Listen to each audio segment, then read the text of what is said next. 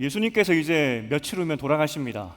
돌아가시기 직전에 4가지 질문을 받는다고 말씀드렸습니다. 4개 질문.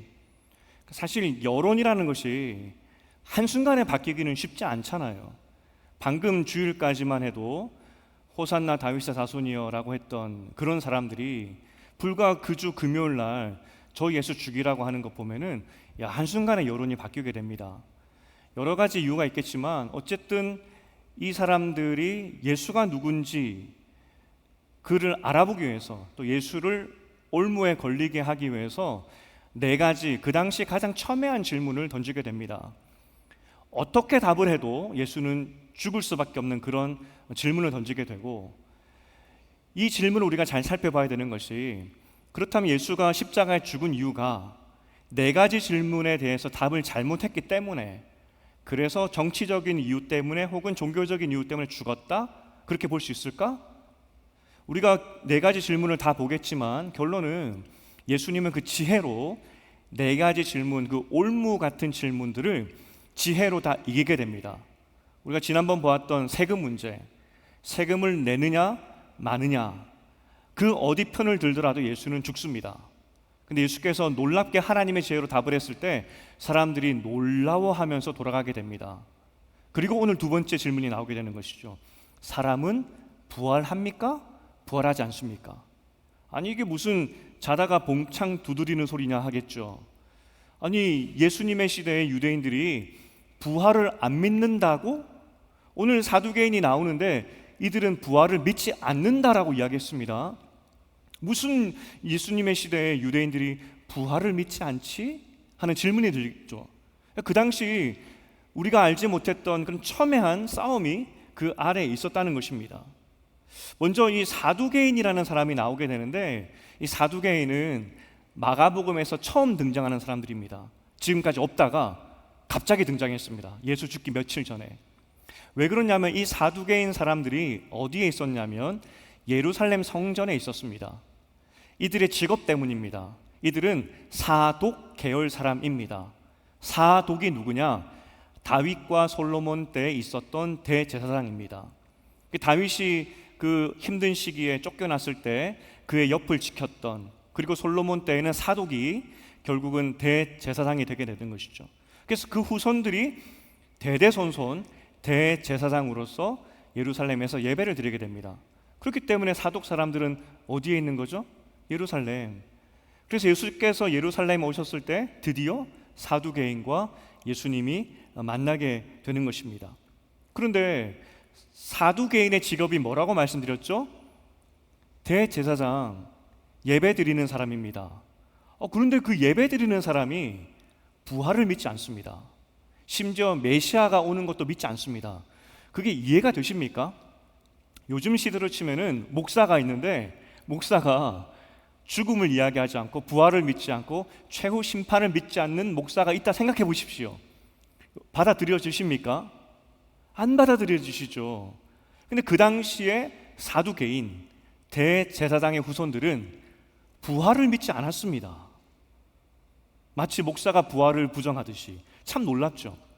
그러면 이 사람들은 죽음에 대해서 어떻게 생각했을까? 아인슈타인 이후로 최고의 과학자로 꼽히는 스티븐 호킹이라는 박사가 있었습니다. 이 사람 책도 참 재밌는데, 어쨌든 그 사람이 죽음에 대해서 뭐라고 이야기했냐면, 천국도 없고 사후 세계도 없다. 그것은 죽음을 두려워하는 사람들을 위해 만들어낸 동화일 뿐이다. 뇌가 깜빡거림을 멈추면 그 후엔 아무것도 없다. 뇌는 부속품이 고장나면 작동을 멈추는 컴퓨터와 같다. 고장난 컴퓨터를 위한 천국이나 사후 세계는 없다. 이렇게 말합니다. 아니 21세기 과학을 말하는 과학자나 죽음에 대해서 없다 이야기했을 때 그럴 수 있겠지. 과학자니까. 그렇게 생각할 수 있겠습니다. 하지만 2000년 전에 예수님 시대, 더군다나 우리가 잘 알고 있는 유대 성전에서 예배를 집례하는 대제사장이 죽음은 없다 이야기합니다. 죽으면 끝이다. 사후 세계는 없다고 그렇게 믿었다는 겁니다. 이것이 그 당시 첨예한 신학적인 갈등이었다는 것이죠. 이해가 되십니까? 유대인들이 본격적으로 죽음과 이 부활에 대해서 생각하게 된 계기가 있었습니다. 사실 유대인들도 사후 세계가 있다라고는 대략 알고는 있었지만, 그러면 죽음 이후에 어떻게 되는 것이냐, 여기에 대해서 그들이 구체적으로 공부하게 되는 계기가 있었습니다. 그게 언제냐면 구약과 신약의 중간기 400년 동안입니다. 400년 동안 어떤 일이 있었습니까?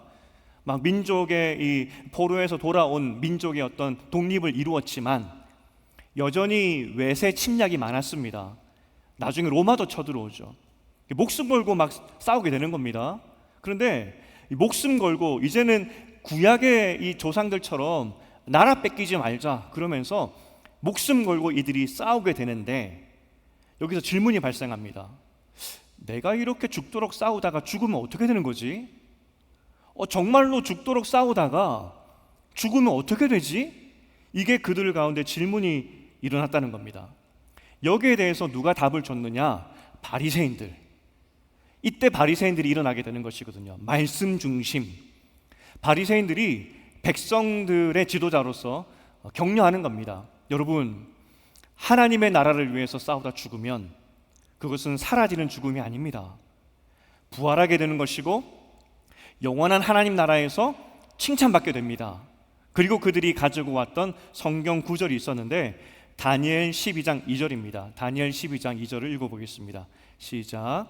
땅의 티끌 가운데서 자는 자 중에서 많은 사람이 깨어나 영생을 받는 자도 있겠고 수치를 당하여 영원히 부끄러움을 당할 자도 있을 것이며, 천국과 지옥을 이야기하죠. 그러니까 여러분들이 하나님 위해서 싸우다 죽으면 영광을 얻게 되는 것이고, 이 싸움을 피해서 도망가게 되면 나중에 죽어서 하나님 앞에서 수치 당할 겁니다. 그리고 또 이사야 26장 19절도 유명한 구절입니다. 이사야도 한번 읽어보겠습니다. 시작. 죽은 자들은 살아나고 우리의 시체들은 일어나리라. 티끌에 누운 자들아 너희는 깨어 노래하라. 주의 이슬은 빛난 이슬이니 땅이 죽은 자를 내어 놓으리로다. 바리새인들이 민족의 지도자로서 백성들을 독려하는 겁니다. 여러분, 죽음을 두려워하지 마십시오. 하나님께서 그날에 살리실 것이고 영광스럽게 여러분을 일으켜 세울 겁니다. 그래서 수많은 이스라엘 백성들이 이 공백기 동안 400년의 그 공백기 동안에 전쟁에서 열심히 싸우고 나라를 위해서 그렇게 피를 많이 흘렸죠. 그리고 예수님 시대에도 그 전통이 남아서 열심당 들어보셨죠? 목숨을 다해서 로마에 대적하는 사람들이 여전히 남아 있었다는 것입니다. 그러면 사두개인들은 뭐라고 했을까요? 바리새인들은 민중의 지도자로서 죽음을 두려워하지 마십시오 라고 했는데, 이 사독의 후손들, 전통적으로 대제사장의 가문이었던 이 사람들은 뭐라고 가르쳤을까요? 참 이게 희한하게 이렇게 바뀌게 됩니다. 이 사람들은 결국 성정 중심으로 살았고 그 도시 이스라엘의 가장 중심의 기득권층으로 살다 보니까 어떤 신학으로 발전하게 되냐면, 이 로마의 1차적으로 로마의 정신 세계였던, 로마의 사람들이 주로 어떻게 생각했냐면 육체의 부활은 없다는 사상에 영향을 받게 됩니다.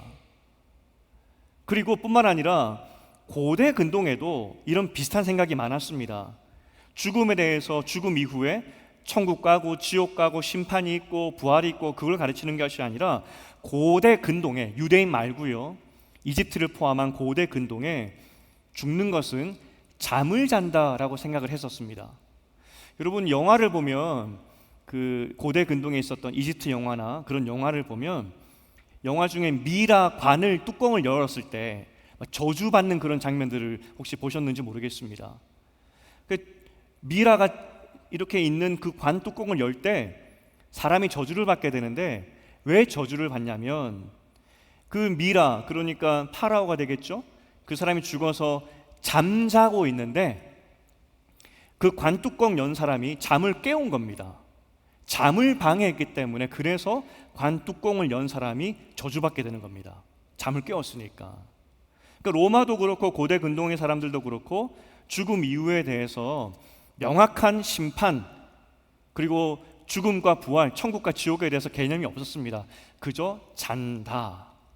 이 사두개인이 이 생각을 받아들입니다. 왜냐하면 그들은 로마의 집권 세력에서 기득권을 유지해야 됐던 사람들이기 때문에, 만약 바리새인처럼 로마를 향해서 칼을 드십시오, 죽도록 싸우십시오 라고 가르친다면, 지금 사두개인들은 로마 편에 선 사람들이고 로마 편에 서서 종교 지도자가 되어서 그런 부를 영위하는 사람들인데, 바리새인들처럼 죽음을 가르칠 수 없었고 부활을 가르칠 수가 없었다는 것입니다. 그래서 이 사람들은 모세 오경만을 성경으로 인정했었습니다. 왜냐하면 아까 우리가 읽었던 다니엘이나 이사야에서는 이 부활을 말하는 것 같거든요. 근데 모세 오경을 찬찬히 살펴보면은 부활에 대해서 명확히 말하지 않습니다. 명확한 구절이 없습니다. 그렇기 때문에 이 사도계 사람들은, 특별히 레위기가 또 모세 오경에 있지 않습니까?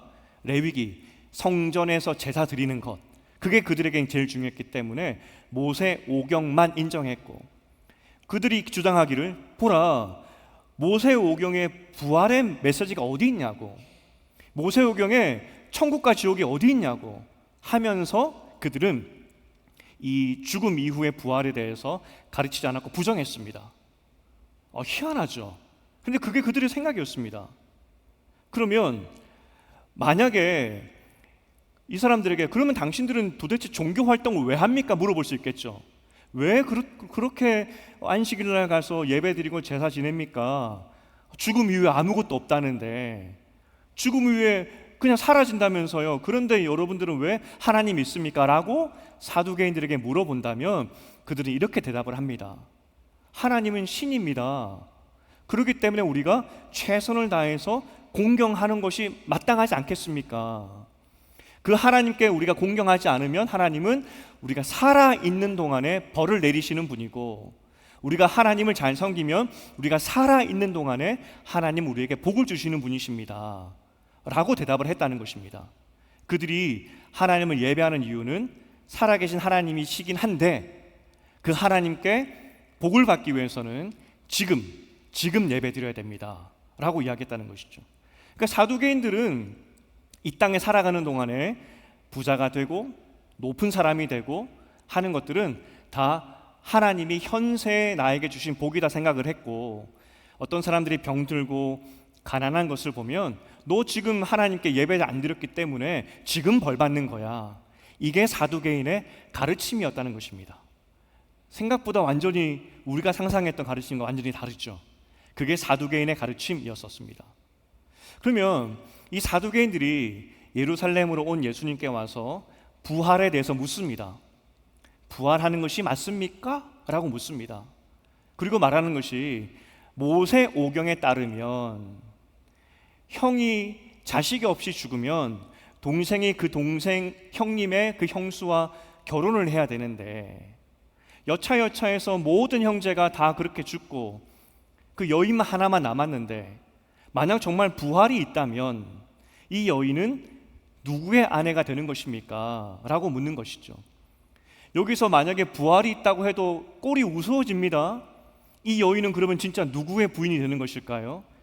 이게 답을 할 수가 없는 희한한 질문을 가지고 사두개인들이 왔다는 겁니다. 그럼 이 사두개인들이 하필 왜 지금 예수님께 부활은 있는 겁니까? 없는 겁니까? 라는 것을 물었을까요? 이유는 간단합니다. 만약 예수가 부활이 있다 라고 말하면 예수는 바리새인 편이고, 좀 더 나아가면은 혁명가입니다. 피를 흘려서라도 로마와 싸워야 되고, 내가 이 땅 가운데 로마와 싸우다 죽는다 할지라도 독립을 이루어내야 되는 혁명가. 아까 이 사두개인들의 반대파가 뭐라 그랬죠? 그들은 피 흘리기까지 로마와 싸웠던 사람들이고, 그것을 바리새인들이 가르쳤고, 실제 그 열심당들은 정말 피 흘리기까지 싸웠던 사람입니다. 사두개인들이 지금 확인하고 싶었던 것이 무엇이냐면, 예수 당신 혁명가입니까? 예수 당신 정말 바리새인들의 가르침처럼 400년 전에 열심히 피 흘렸던 사람처럼 로마를 향해서 싸우는 것에 대해서 긍정하고 당신은 지금 로마와 싸우기 위해서 예루살렘에 들어온 것입니까? 라는 것을 물은 겁니다. 그래서 예수가 만약에 부활이 있다라고 말하면 예수님은 로마의 적이 되는 것이죠. 잡아가면 됩니다. 저 예수는 혁명가구나. 반면에 예수가 아니야, 사두개인 당신들이 말이 맞습니다. 모세 오경에 보니까 부활은 없는 것 같습니다 라고 말을 하면 바리새인과 일반 백성들은 전부 다 반로마 아니겠습니까? 어찌하든지 독립하고 싶은데, 그래서 예수를 환영한 거 아니겠습니까? 예수가 로마로부터 독립시켜줄 사람으로 환영한 것인데, 예수가 나는 부활을 믿지 않습니다, 그 말은 결국은 사두개인 편이거든요. 로마 편이거든요. 그렇게 말을 하는 순간 예수님은, 그 예수님을 따랐던 모든 일반 백성들은 다 실망하고 떠나버리겠죠. 그 양자택일에 또 질문을 던진 겁니다. 내 편이 되든 상대편이 되든 예수는 어떻게 답을 하든 아주 공경에 빠지게 되는 그런 질문이었죠. 그러면 예수는 뭐라고 대답을 해야 될까요? 사실 우리는 답을 알고 있죠. 부활은 있는데, 부활이 있다라고 말을 하면은 지금 사두개인들은 지금 예수를 잡아갈 텐데 뭐 이런 생각이 들 수도 있고, 뭐라고 답을 해야 될까요? 예수께서 이렇게 답을 하십니다. 24절에 너희가 성경도 하나님의 능력도 알지 못함으로 오해함이 아니냐, 이렇게 이야기합니다. 그러니까 부활과 부활이 있음과 없음과 이 대답을 하시기 전에 너희가 성경도 하나님의 능력도 알지 못함으로 오해했다는 겁니다. 그리고 26절에 보니까 나는 아브라함의 하나님이요 이삭의 하나님이요 야곱의 하나님이로라 하신 말씀을 읽어보지 못하였느냐. 이게 아브라함의 하나님, 이삭의 하나님, 야곱의 하나님, 이 표현을 예수께서 가지고 오셨는데 이게 왜 중요하냐면, 앞서 말했지만 이 사두개인들은 모세 오경만 믿다고 말씀드렸죠. 모세 오경 안에 부활에 대한 말씀을 찾아서 그들에게 증거로 보이셔야 되는데, 이 특별히 아브라함의 하나님, 이삭의 하나님, 야곱의 하나님이 모세 오경에 출애굽기에 나왔던 그 표현이거든요. 출애굽기 3장 6절, 모세에게 나타나서 나는 아브라함의 하나님이요 이삭의 하나님이요 야곱의 하나님이다 라고 말씀하셨습니다. 그러면서 무슨 말씀하셨냐면, 만약에 아브라함과 이삭과 야곱이 죽고 없어졌다면, 이미 사라지고 없다면, 무라면 어떻게 사라지고 없는 사람이 하나님이 될 수 있겠느냐. 없는데 하나님이 이 모세에게 나타나서 나는 아브라함과 이삭과 야곱의 하나님이라고 말씀하셨는데, 그들이 살아있기 때문에 나는 그들의 하나님이다라고 말씀한 거 아니겠느냐. 모세 오경 안에서 그 사람이 죽고 없어지지 않는다는 것을 증거로 말해주고 있다는 것입니다. 그러니까 예수님의 답은 사두개인이 믿는 오경 안에서도 죽은 자가 죽어 없어지지 않는다는 그 말씀을 찾아내서 증거로 보여주었다는 것입니다. 그리고 뒤에 가장 중요한 오늘의 키 문장인데, 너희가 성경을 오해하였고 하나님의 능력도 오해했다 하시면서 한탄하셨다는 겁니다. 오늘 핵심 구절은 너희가 크게 오해했다는 것입니다. 오늘 부활에 대해서 질문하는 그 사두개인들에게 그들의 질문 자체가 잘못되었고, 이것은 오해에서 나온 그릇된 질문이라고 예수께서 완전히 판을 바꾸어 버렸다는 것입니다. 오늘 이 첫 번째, 하나님의 능력을 오해했다는 것은 무엇일까? 지금 두 가지 오해했다는 것이거든요. 왜 사두개인들이 이 부활을 거절했을까라고 했을 때 하나님의 능력과 성경을 오해했다는 것인데, 하나님의 능력을 오해했다는 것이 무엇일까요? 오늘 이 사두개인들이 부활이 없다라는 증거로 가져온 것이 수혼법입니다. 앞서 말했듯이 이 형수와 결혼하는 것, 그러니까 넘겨줌, 전수할 수의 결혼혼이거든요. 수혼. 형이 자식이 없이 죽었을 때 동생이 결혼하는 것, 그걸 수혼법이라고 이야기합니다. 하나님께서 수혼법을 만드신 이유가 뭐였냐면, 우리가 주일날 보았지만 하나님께서 모든 이스라엘 백성에게 결혼 반지와 같은 땅을 다 주셨습니다. 땅을 다 나눠주셨죠. 그런데 사람이 살다 보니까 죽을 수가 있습니다. 그때 이 결혼 반지가 사라지지 않게 하기 위해서, 그래서 동생은 형의 가문을 이어라, 이 결혼 반지가 없어지지 않게 하기 위해서 동생은 형수와 결혼하라, 그거였습니다. 그리고 이 형수와 또 결혼하게 하신 이유가 뭐냐면, 그 당시 고대 근동에서 여자 혼자 사는 것은 불가능한 일이었습니다. 여자 혼자 사는 것이 그 당시 문화에서는 너무나 힘든 것을 아셨기 때문에 책임지라는 거죠. 여성도 귀한 하나님의 생명이기 때문에 동생이 그 형수와 결혼하여서 형수가 그 땅 가운데 어렵게 살지 않도록 하나님의 딸을 도와줘라 라는 그런 의미에서 수혼법이라는 것이 생겨났습니다. 그러니까 수혼법의 이유는, 결혼을 했지만 여러 가지 이유로, 여러분 결혼했는데 누가 일찍 죽고 싶겠습니까? 하지만 이 땅에 살아가고 있는 인생이기 때문에 병이나 전쟁 때문에 죽을 수가 있는 겁니다. 그리고 그 죽음 때문에 한 여인은 힘겨운 삶을 살 수 있는 것이죠. 하나님께서 이 세상의 악함들, 이 세상의 연약함들, 이 창조 질서가 깨어진 이 세상에 대해서 안타까움을 가지시고, 그래서 사람이 죽을 수밖에 없고 때로는 공경에 처할 수밖에 없는데, 그것을, 그 어려움을 극복하게 하는 수단으로 수혼법이라는 것을 만드신 겁니다. 이 세상은 완전하지 않기 때문에 보완법으로 수혼법을 만드신 겁니다. 여기서 하나님의 능력이라는 것이 무엇이냐면, 하나님께서 창조하셨지만 이 인간의 타락으로 인해서 이 세상이 망가졌습니다. 그래서 사람은 죽게 되는 것이고, 그래서 인간은 여성을 돌보지 않는 죄성이 나오는 거 아니겠습니까? 하나님의 능력이 무엇이냐면, 그 날이 되면, 하나님께서 이 땅을 새롭게 하는 그 부활의 날이 오면, 사람은 절대로 다시는 병으로 죽지 않고, 다시는 사람이 사람을 죽이는 일은 없고, 그리고 이 땅에 불쌍한 과부와 같은 사람이 절대로 발생하지 않는 그 완전한 하나님의 나라를 하나님께서 재창조하신다는 그 의미입니다. 하나님이 이 땅을 만드시고 에덴의 타락 이후로 망가졌죠. 가만두시겠습니까? 이 망가진 형태로 인간이 살아가도록 하나님이 가만두시겠습니까? 하나님께서 이 땅을 완벽하게 완전하게 만드실 분이라는 것, 그게 능력 아니겠습니까? 다시는 병도 없고, 다시는 미움도 없고, 다시는 비참하게 살아가는 과부도 없는 그런 세상. 너희는 어떻게 하나님의 능력을 믿지 못하느냐? 내가 이 땅을 가만히 두겠느냐? 수혼법이라는 것은 인간의 타락 때문에 잠깐 만든 법이지 영원하지 않다는 겁니다.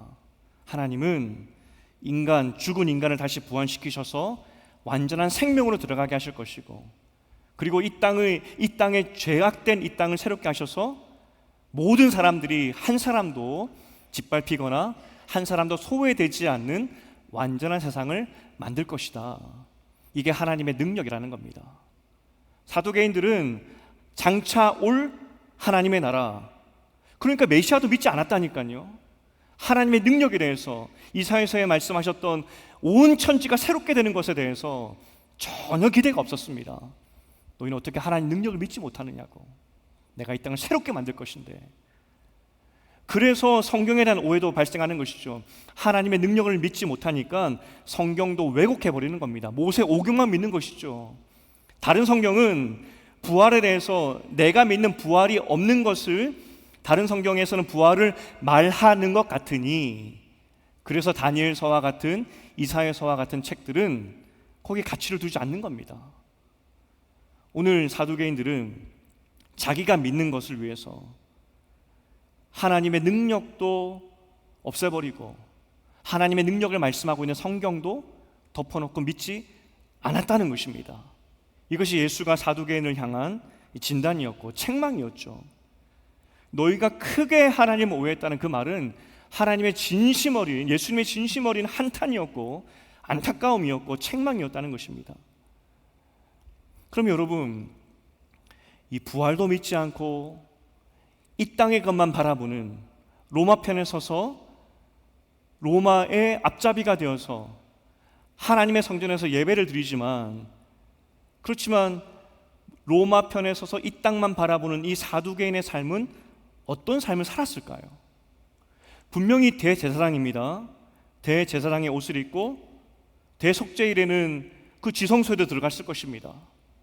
거룩하게 하나님의 말씀을 가지고 살았을, 외형적으로 살았을 이 사두개인들, 이들의 평소 삶의 모습은 어땠을까요? 아마 틀림없이 이 시대에 나오는 종교 장사꾼의 모습이었을 겁니다. 사람들에게 헌금 받고 자기 거 만들고, 그리고 로마 정치하는 사람들의 옆에 붙어서 그들과 함께 하여서 어떻게 하면 이 사독 라인 내 후손들이 영원토록 이 성전에서 이 부귀 영화를 누릴까, 전형적인 종교 장사꾼의 모습 아니었겠습니까? 하나님을 믿는다고 말하고 성전에서 예배 드린다고 말을 했지만, 이들이 종교 장사꾼의 삶을 살 수밖에 없었던 이유는 그들은 부활을 믿지 않았기 때문입니다. 이 땅에서 끝난다라고 생각을 했기 때문에, 이 땅만 바라봤기 때문에 어떻게 하면 더 많이 먹을까, 어떻게 하면 더 많이 누릴까, 이 땅만 바라봤던 사람들이 사두개인들이었다는 것입니다. 사두개인의 삶이 어땠을까 곰곰이 생각해 봤을 때 아마도 정말 이들은 죽음 이후는 아무것도 없다 생각했던 사람들이기 때문에 몸에 좋은 것은 다 갖다 먹었을 것 같습니다. 지금으로 치면은 음담 같은 거, 몸에 좋은 거 있다면은 다 갖다 먹었을 겁니다. 왜냐하면 여기서 잘 먹고 잘 살아야 되니까, 이 땅이 끝이니까, 그 다음은 없으니까. 어떻게든 재물을 다 모아서 그 다음 세대에게 넘겨줄지 고민만 하면서 더 많은 재물을 쌓았을 것입니다. 전형적인 종교 장사꾼의 모습들, 이게 사두개인들의 모습들이었다는 것이죠. 그러하기 때문에 이스라엘 평민들은 바리새인들을 더 존경할 수밖에 없었습니다. 적어도 바리새인들은 이 정도는 아니었거든요.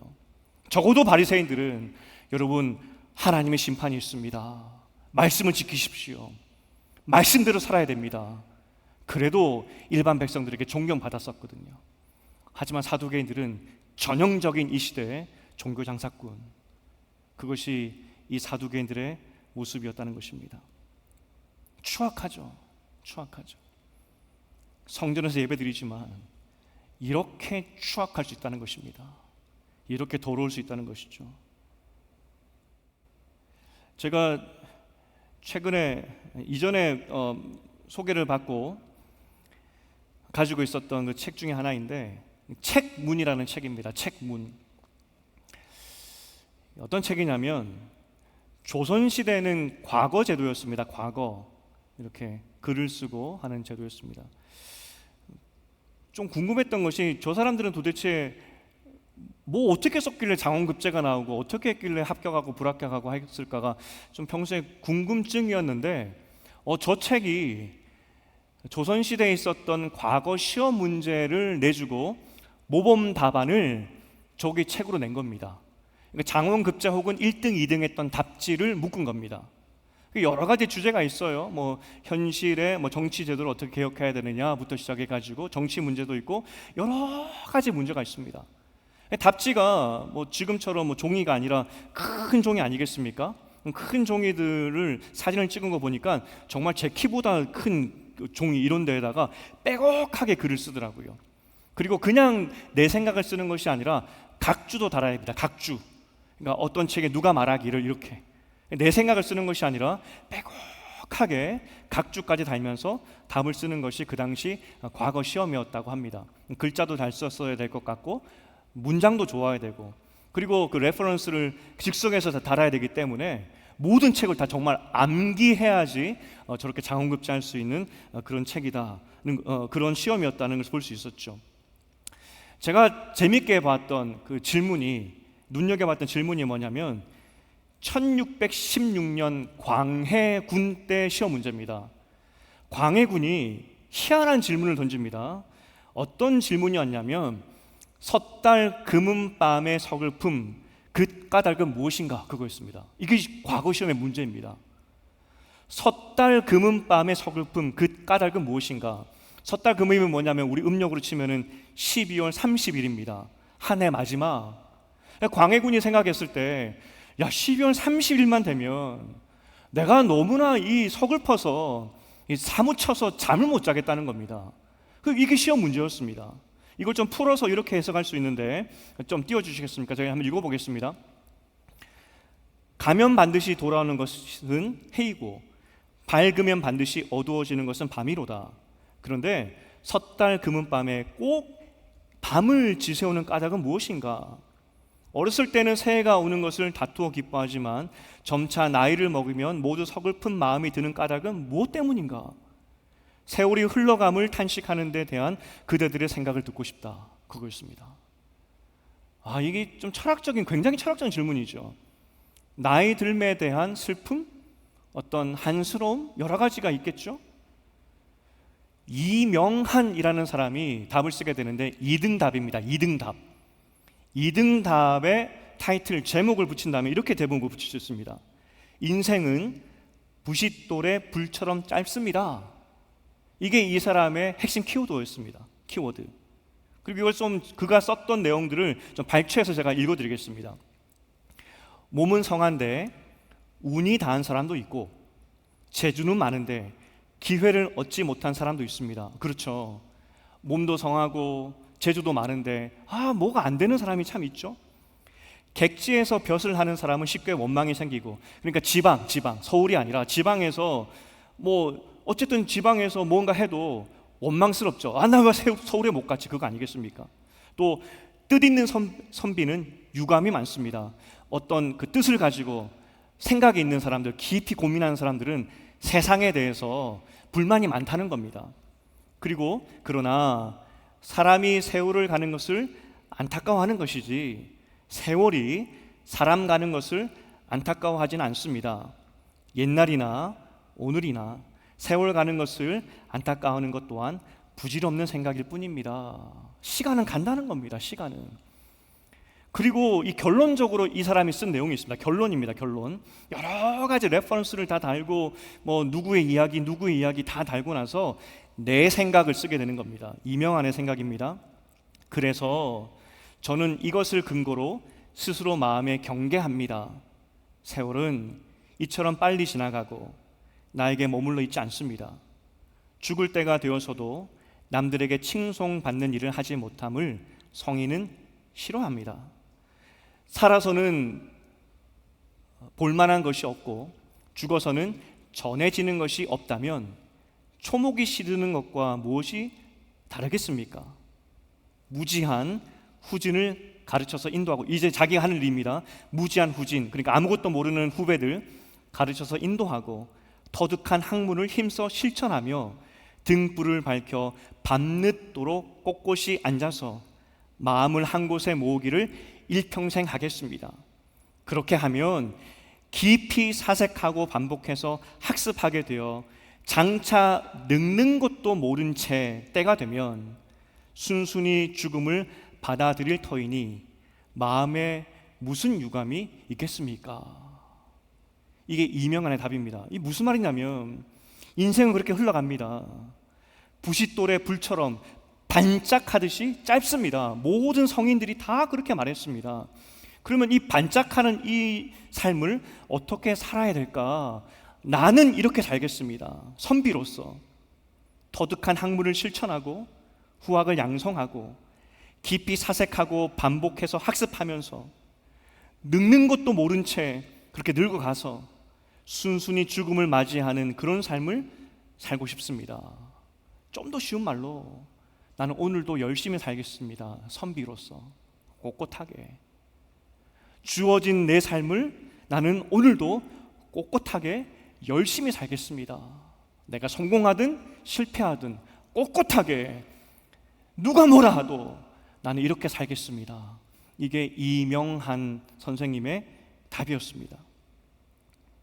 제가 왜 조선시대 선비의 이야기를 가져왔냐면 오늘 사두개인들이 이 조선시대 선비만도 못한 삶을 살았습니다. 적어도 조선시대 선비들은 인생을 고민하면서 이 불꽃 같은 인생을 어떻게 살까 고민하면서 좀 더 의미 있는 삶을 살아야지, 하루를 살아도 내가 배운 것 이걸 더 묵상하고 가르치고 그러다 보면 나는 언제 늙었는지도 모르고 늙었을 것이고 죽게 될 것인데 그럼에도 불구하고 나는 그렇게 살겠다고, 이게 선비 정신이었습니다. 하지만 사두개인을 보십시오. 다윗 때부터 함께하여서 하나님을 예배했고, 그때 다윗이 쫓겨갈 때 그 옆을 지켰던 믿음의 사람이었고 믿음의 조상들이었습니다. 하지만 그들은 어떻게 변질되냐면 오늘을 살자, 오늘만 기쁘게 살자, 내일은 없다. 오늘만 바라봤던 이 사두개인들, 종교 장사꾼의 삶을 살게 되었다는 것입니다. 오늘만 사는 사람들의 모습이 이러하다는 겁니다. 그런데 여러분, 우리는 어떠합니까? 오늘 하나님께서 분명히 말씀하십니다. 하나님의 능력이 뭐냐? 이 땅의 병고침이나 이 땅에 내가 잘 되는 것이나 내가 부귀영화를 누리는 것이 하나님의 능력이 아니다라고 말씀하십니다. 성경에서 말하는 하나님의 능력이 무엇이냐? 부활입니다. 망가진 하나님의 세상을 완벽하게 만드시는 것, 부활이 하나님의 능력이라고 말하고 있고 그것이 성경의 메시지라고 말하고 있습니다. 하지만 이 부활을 쏙 빼버리니까, 이 부활을 잊어버리니까 종교 장사꾼이 되더라는 것입니다. 제가 목사로서, 그래도 목사기 때문에 목사로 살아가는 동안에 성도님들의 삶을 보게 됩니다. 그리고 우리 성도님뿐만 아니라 이 세상의 크리스찬들의 모습을 보게 되죠. 정치인들, 경제인들, 사회 지도층이라고 하면서 종교인이라고 말하는 사람들을 많이 보게 됩니다. 제가 그때 깜짝깜짝 놀라는 것이 있습니다. 어떻게 그날에 하나님 앞에 섰을 때 도대체 어떻게 변명하려고, 그날에 부끄럽지 않겠느냐 하는 그 행동들을 서슴지 않는 것을 보면서 깜짝깜짝 놀랄 때가 있습니다. 여러분, 우리는 이 땅의 삶이 끝이 아닙니다. 부활이 있습니다. 심판이 있습니다. 성경은 그것을 분명히 말하고 있습니다. 그런데 우리가 그것을 잊어버리는 순간 우리는 이 땅의 선비만도 못한 삶을 살게 된다는 것입니다.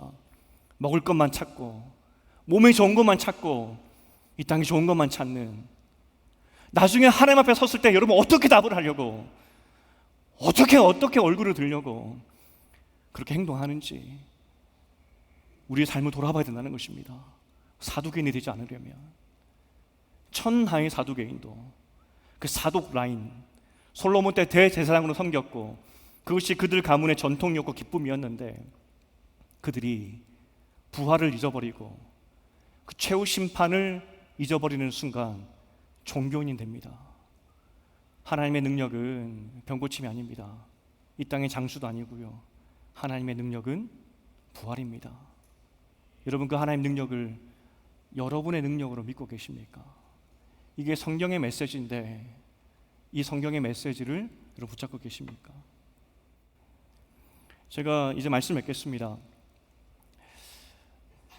이 하나님의 나라, 그리고 이 하나님의 영광스러운 하나님의 능력을 우리가 보게 되는 그 날을 생각할 때마다 한 가지 떠오르는 에피소드가 있습니다.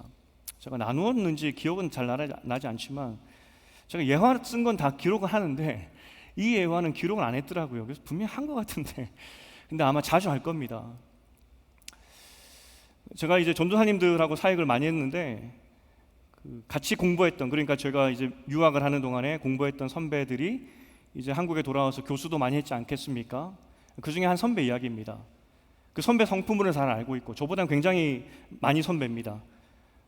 그분의 성품과 그분의 어떤 선비 같은 꼿꼿함을 제가 잘 알고 있습니다. 그분이 이제 한국 와서 총신대에서 가르치게 되었는데 그 전도사님들이 이제 그 선배에게 수업을 들었던 거죠. 그러다가 그 선배 이야기가 나온 겁니다. 교수님 이야기죠.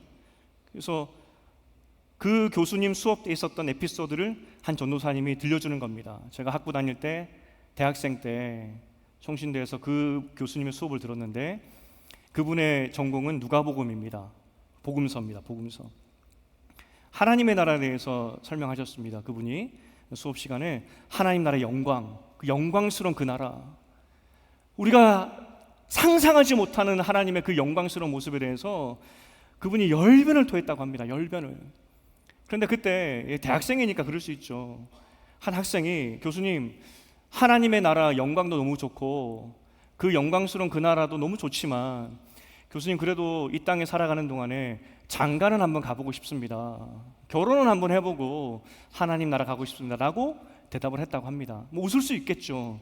대학생이니까 그런 장난스러운 질문을 할 수 있겠죠. 하지만 그 선배는 선비입니다. 선비. 정색을 하면서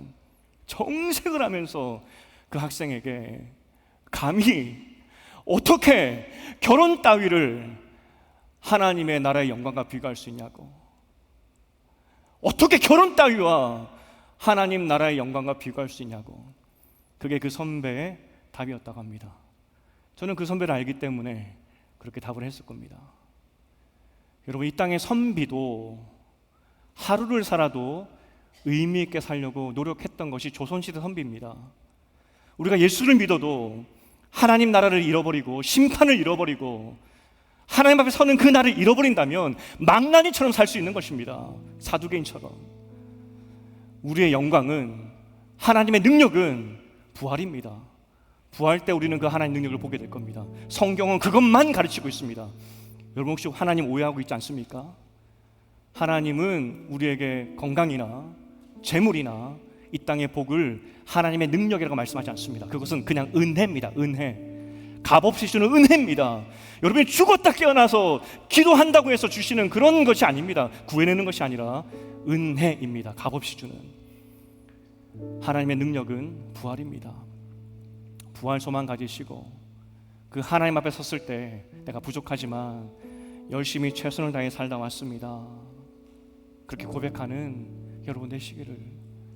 그날에 하나님 앞에 섰을 때 종교 장사꾼이 아니라 성실한 신실한 하나님의 종으로 주 앞에 서는 여러분 되시기를, 부끄러움 당하지 않는 여러분 되시기를 주님의 이름으로 축복드립니다.